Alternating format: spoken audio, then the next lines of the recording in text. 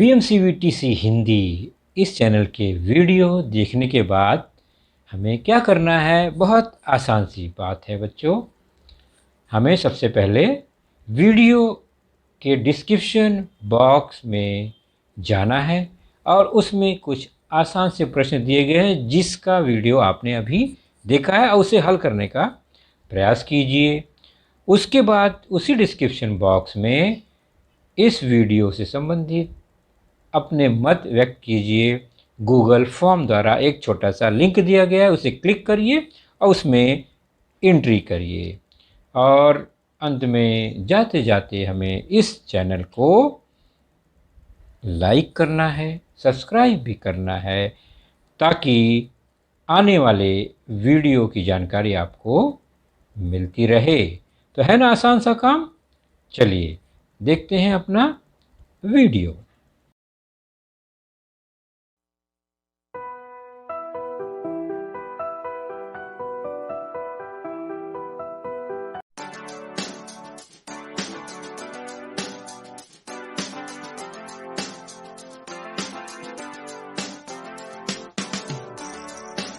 शुरू करते हैं आज का लेसन बच्चों। और मैंने बताया आज की कक्षा आपके स्क्रीन पर दिखाई दे रही है 7वीं, और हमारा आज का विषय है सामान्य विज्ञान। सामान्य विज्ञान विषय के अंतर्गत हम जिस टॉपिक को आज लेंगे वह टॉपिक होगा आपके पाठ्य पुस्तक से पाठ 3 से प्राकृतिक संसाधनों के गुणधर्म, जिसका तीसरा भाग आज हम देखेंगे। Properties of natural resources part 3, जिसके अंतर्गत हमारी आज की चर्चा होगी तीसरा रिसोर्स संसाधन मृदा, मिट्टी से। और मैं हूं आपका वर्चुअल मार्गदर्शक अजय कुमार मौर्य, MCGM के वर्चुअल क्लासरूम दादर से। तो हम चलेंगे अपना नया घटक प्राकृतिक संसाधनों के गुणधर्म, जिसमें तीसरा संसाधन है मिट्टी। लेकिन उसके पहले हमने बच्चों 2 संसाधन पर चर्चा की थी और हमने जाना हवा का गुणधर्म। तो हम उस पर केवल एक पॉइंट को देख लेते हैं कि हवा जगह घेरती है, हवा का आयतन होता है, हवा का द्रव्यमान और भार होता है, और हवा कम दाब की ओर प्रवाहित होती है अधिक दाब से। उसके बाद हमने पानी को देखा और समझा कि पानी जो है वो द्रव अवस्था में पाया जाता है। वह प्रवाहमान है, यानी बहता है उच्च स्तर से निम्न स्तर की ओर। उसका भी अपना कोई आकार नहीं है, और लेकिन उसका अपना एक निश्चित आयतन होता है, और यह बर्फ से भारी होता है। तो ये 2 संसाधनों के गुणधर्म हमने देखे हैं। अब चलते हैं हम अपने तीसरे संसाधन मिट्टी की ओर, मृदा की ओर। तो मिट्टी या मृदा हमारे इस पृथ्वी पर जमीन का हिस्सा है, और पृथ्वी पर जमीन कितना है और पानी कितना है इसका अनुपात हम जानते हैं। पानी सबसे अधिक मात्रा में है 71%, और जो जमीन है वह है 29%। तो जमीन की मात्रा पानी की अपेक्षा कम ही दिखाई देती है, उपस्थित है। तो अब हमारा जो आखिरी संसाधन है जमीन का, मिट्टी, उस पर हम चर्चा करेंगे। तो मृदा वैज्ञानिक भाषा में, सामान्य भाषा में हम मिट्टी कहते हैं, उसके गुणधर्म को आज उदाहरणों द्वारा हम समझने का प्रयास करेंगे। तो यह पृथ्वी है, निश्चित है पृथ्वी एक ठोस गोला है, और उसका ठोस भाग निश्चित है कि अनेकों पत्थर, पहाड़ों, चट्टानों से बना हुआ है। गड्ढे हैं, उसमें पानी भरा हुआ है। तो अगर हम इस ज़मीन की परतों को देखें तो हमें उस ज़मीन के ऊपर, ज़मीन के नीचे इस तरह के पहाड़ और पहाड़ में पत्थर, चट्टान नज़र आते हैं अलग अलग रंगों के। तो पृथ्वी पर अलग अलग रंगों के चट्टान मौजूद हैं और आपने इसे देखा होगा पहाड़ के रूप में, बड़े बड़े पत्थर के रूप में। तो ये सब चट्टान हमारे इसी पृथ्वी के ज़मीन का ही हिस्सा है।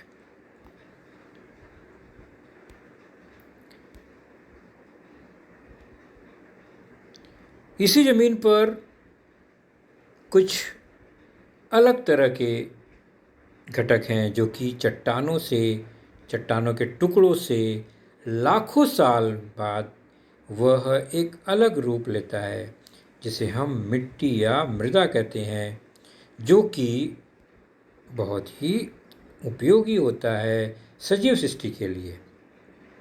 तो पृथ्वी के ऊपरी सतह पर मोटे, मध्यम और बारीक कार्बनिक यानी जैविक घटक, जो कि सजीवों के जितने भी अवशेष हैं, घटक है, और अकार्बनिक यानी अजैविक घटक जो हवा, पानी इत्यादि मिश्रित कणों को ही मृदा कहते हैं। यानी उसमें जैविक अजैविक दोनों घटक मिक्स होते हैं, तब वह मृदा या मिट्टी बनती है।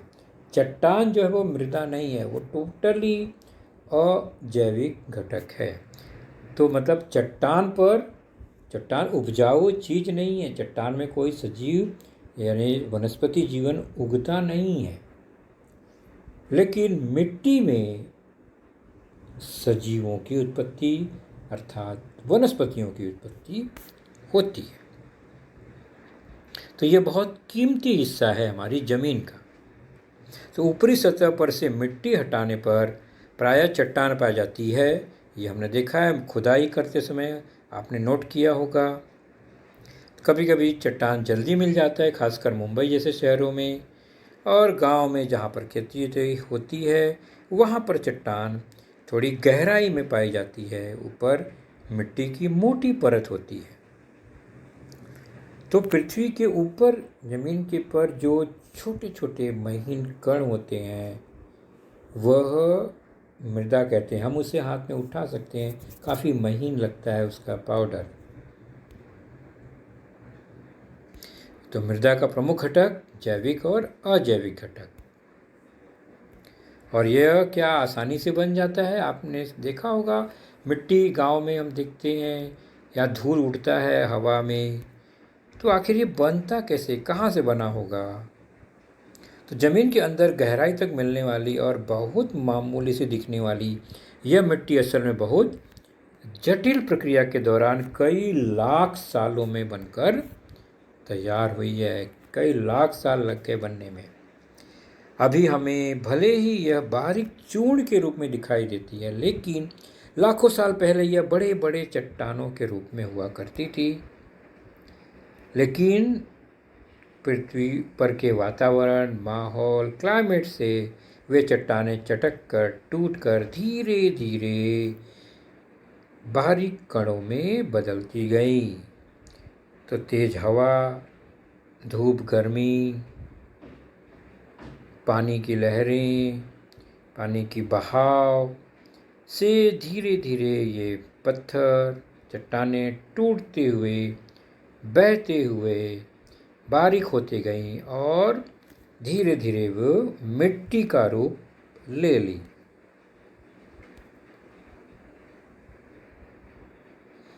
तो इस तरह से यह मिट्टी अलग अलग रंगों की दिखाई देती है, जैसे जैसे भौगोलिक परिस्थिति है, जैसे जैसे चट्टान जहाँ के हैं, उस तरह की फिर मिट्टी धीरे धीरे अलग अलग रंगों में हमें मिलती है। तो मिट्टी जो है अलग अलग रंग के चट्टानों से निर्मित होती है।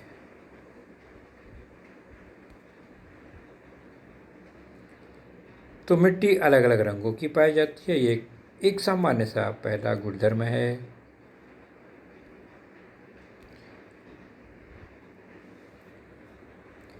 और मिट्टी सब एक जैसी तो होती नहीं। आपने देखा होगा कहीं पर मिट्टी में फसलें उगाई जाती है, अच्छी खेती होती है, लेकिन कहीं पर ऐसी ज़मीन है, मिट्टी है, जहाँ पर घास फूस बंजर कुछ दिखाई देते हैं, लेकिन खेती अच्छी नहीं होती। मतलब उसमें उपजाऊपन, उर्वरक क्षमता कम अधिक होती है, जो कि वनस्पतियों के लिए उपयोगी नहीं होती है। तो मिट्टी का एक गुणधर्म ये भी है उसकी उर्वरकता, अर्थात उसमें कितनी वनस्पतियाँ या कहें खेती हो सकती है। तो कहीं होती है, कहीं नहीं हो सकती। कोई मिट्टी कम उपजाऊ होता है, कोई अधिक उपजाऊ होता है। तो हम मिट्टी की अगर परतों को ध्यान से देखें तो हमें ऊपर का हिस्सा हमेशा दिखाई देता है। ज़मीन पर हम जब देखते हैं यह पौधे का ऊपर का हिस्सा, तो मिट्टी हमें दिखाई देती है। उसके नीचे आप देखते हैं खरपतवार, जो जैविक घटक उस पर गिरे हुए हैं, वो सड़ते हैं, उसे हम ह्यूमस मृदा कहते हैं। बहुत उपजाऊ हिस्सा होता है। उसके नीचे मृदा, मिट्टी सामान्य तौर पर थोड़ी बारीक होती है। उसके नीचे जाएंगे थोड़ी मिट्टी और मोटी होने लगती है, पत्थर का हिस्सा उसमें मिलने लगता है। अपरिपक्व मृदा होती है वह, मतलब वह अभी पूरी तरह से मिट्टी नहीं बन पाई है, यानी वह कम उपजाऊ होगी मृदा की तुलना में और ह्यूमस मृदा की तुलना में।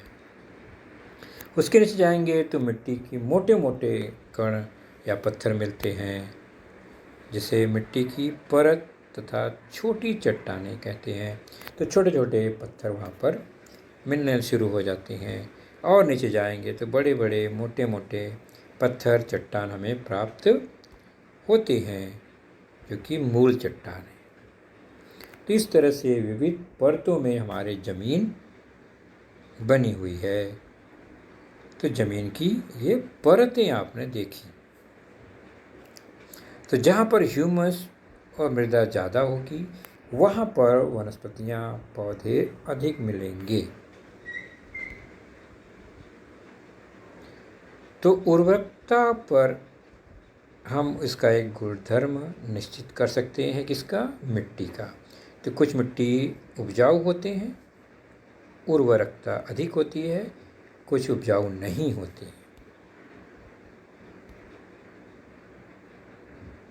अब चलते हैं पानी को रोक कर रखने की क्षमता पर आधारित कुछ मिट्टी के प्रकार। जैसे कि ये आपने देखा होगा नदी या समुद्र के किनारे बालू को, यह चट्टानों के टुकड़े हैं, और इस बालू में आप पानी डालेंगे तो पानी उसमें रुकता नहीं है, छन जाता है, आर पार चले जाता है। बर्तन में रखेंगे, छेद रहेगा तो बर्तन के आर पार निकल जाएगा। तो जल का अवशोषण करने की क्षमता इस बालू वाले बलुई मिट्टी में बहुत कम होती है, वो रोक ही नहीं पाता है पानी को। आपने देखा होगा समुद्र के किनारे बालू में पानी आता है, पानी निकल जाता है लहरें, और बालू कुछ देर में सूख जाती है तुरंत, यानी वहाँ का पानी वो रोक ही नहीं पाता, पानी अंदर चला जाता है। तो पानी रोकने की क्षमता के हिसाब से यह एक बलुई मिट्टी है जिसमें पानी रुकता ही नहीं है। कुछ जगह आप देखते हैं दलदल नुमा मिट्टी होती है, यानी वो हमेशा गीला रहता है, वो सूखता ही नहीं है, पानी ही पानी उसमें हमेशा नज़र आता है, कीचड़ जैसा, दलदल जैसा, जिसे कहते हैं चिकनी मिट्टी। फिसलन भरी होती है, पानी बहुत देर तक उसमें रुका रहता है, यानी यह बलुई मिट्टी का उल्टा है। इसमें ज़्यादा देर तक पानी रुकता है, यानी पानी को, जल को अवशोषण करने की क्षमता चिकनी मिट्टी में सबसे ज़्यादा होती है और बालू वाली मिट्टी में सबसे कम होती है। तो पानी रोकने की क्षमता के हिसाब से यह एक दूसरा प्रकार हुआ चिकनी मिट्टी। और इन सबसे कम क्षमता और सबसे अधिक क्षमता के बीच में एक मिट्टी होती है जिसे कहते हैं दोमट मिट्टी। यह मध्यम दर्जे का उपजाऊ मिट्टी होता है बहुत, जिसमें पानी रोकने की क्षमता बलुई मिट्टी से ज़्यादा और चिकनी मिट्टी से कम होती है। बीच का हिस्सा यह दोमट मिट्टी, और यह मिट्टी जो है वनस्पतियों के लिए बहुत ही उपयोगी है, उपजाऊ होता है। तो पानी रोकने की क्षमता दोमट मिट्टी में मध्यम होती है।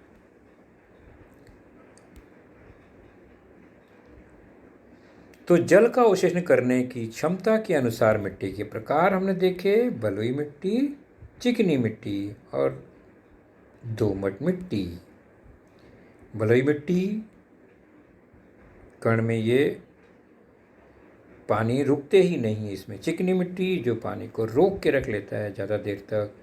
दोमट मिट्टी यह कम समय तक पानी को रोकता है। तो जल को अवशोषण करने की क्षमता सबसे कम बलुई मिट्टी में होती है और सबसे ज़्यादा चिकनी मिट्टी में होती है।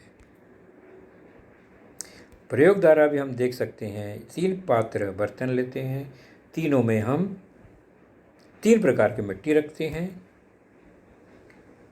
उस बर्तन में छेद बना देते हैं नीचे और उसके नीचे एक बर्तन रख देते हैं, ताकि हम इसमें अगर पानी डालें तो चेक करें कि पानी वह नीचे तक पहुंचता है, बह के बाहर निकलता है या नहीं।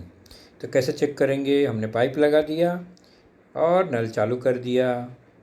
थोड़ी देर के बाद हम बंद कर देते हैं और इंतज़ार करते हैं। तो हम देखते हैं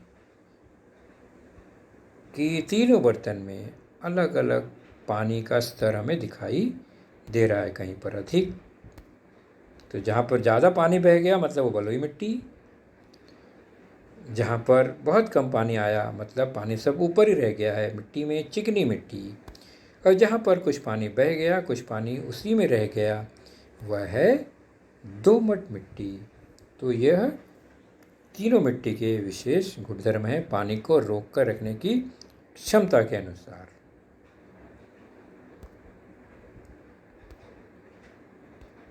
चलिए अब कुछ अन्य मिट्टी को देखते हैं। आपने देखा होगा ये क्या है? यह है कुम्हार, जो कि मिट्टी से कुछ बर्तन बना रहा है। टेराकोटा मिट्टी से यह बनता है। तो आकार में इसको ढाला जा सकता है, इसलिए अलग अलग आकार के साहित्य भी बनाए जाते हैं इससे। तो मिट्टी को हम अनेक रूप आकार दे सकते हैं, लेकिन हर मिट्टी को नहीं, कुछ मिट्टी को। तो यह टेराकोटा मिट्टी जो है उसको हम आसानी से आकार दे सकते हैं। तो आकार में हम बदल सकते हैं, इसलिए आकार प्राप्त करना ये इस मिट्टी का एक प्रमुख गुणधर्म भी होता है। और उससे विविध प्रकार के बर्तन जैसे मटके हैं, गमले हैं, आपने देखा है ना, मिट्टी के बनाए जाते हैं। दिए हैं, दिवाली में आपने देखे होंगे तमाम दिए मिट्टी के।